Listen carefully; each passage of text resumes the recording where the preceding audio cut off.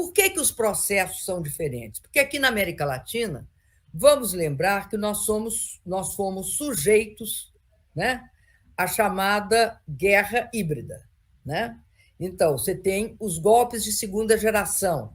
Não são golpes militares com tanques na rua, mas não tem nada de suaves.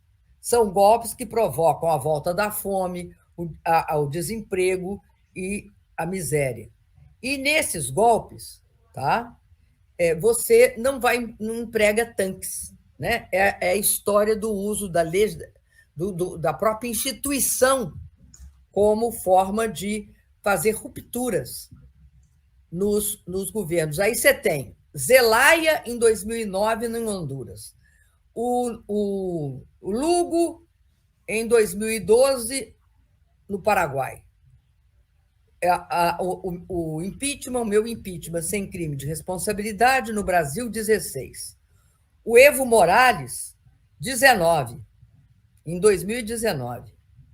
Então, você tem uma sequência, né? uma sequência de golpes de Estado. E tem lawfare.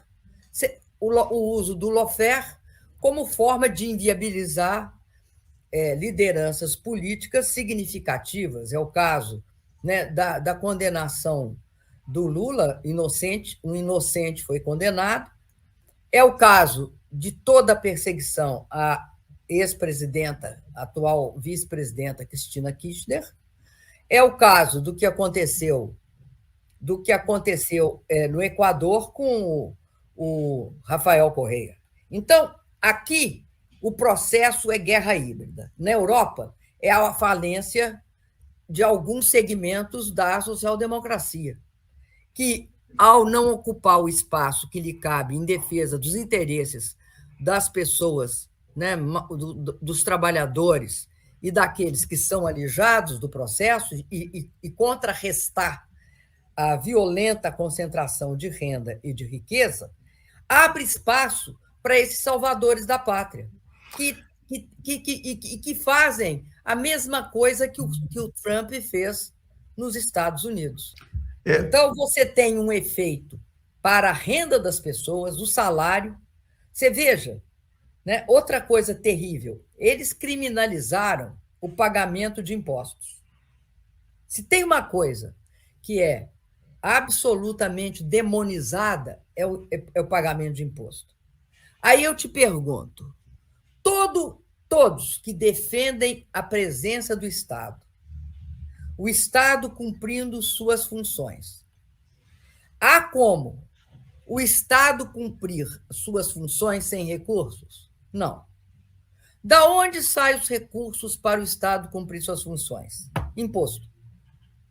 Então, aquele intelectual francês chamado Piketty, que estuda a desigualdade, ele mostra que a desigualdade é fruto desta forma de organização em que, inclusive, se reduziu a tributação.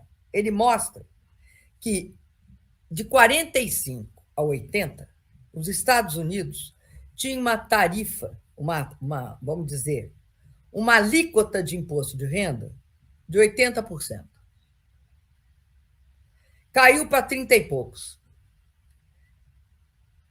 O que explica a riqueza dos Estados Unidos não é, pura e simplesmente, né, o mercado, é o fato do o Estado Nacional americano ter investido em infraestrutura.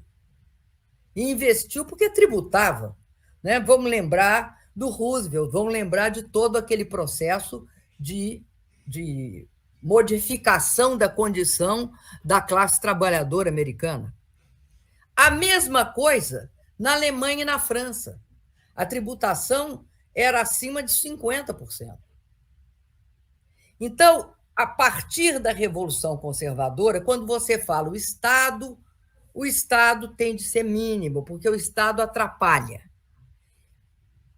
O que acontece? Acontece que você perde as condições de atender as pessoas. E quando você perde a condição de atender as pessoas, você cria um caldo de cultura para esses salvadores da pátria.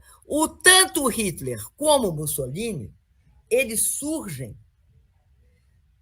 como dizia o Keynes, das condições absolutamente inadequadas que foram impostas aos que perderam a Primeira Guerra Mundial. As absurdas condições. Tanto é que os Estados Unidos não vai cometer esse erro. Ele tem o Plano Marshall, ele vai ter todo um processo, né, de reconstrução, tanto do Japão quanto da Europa.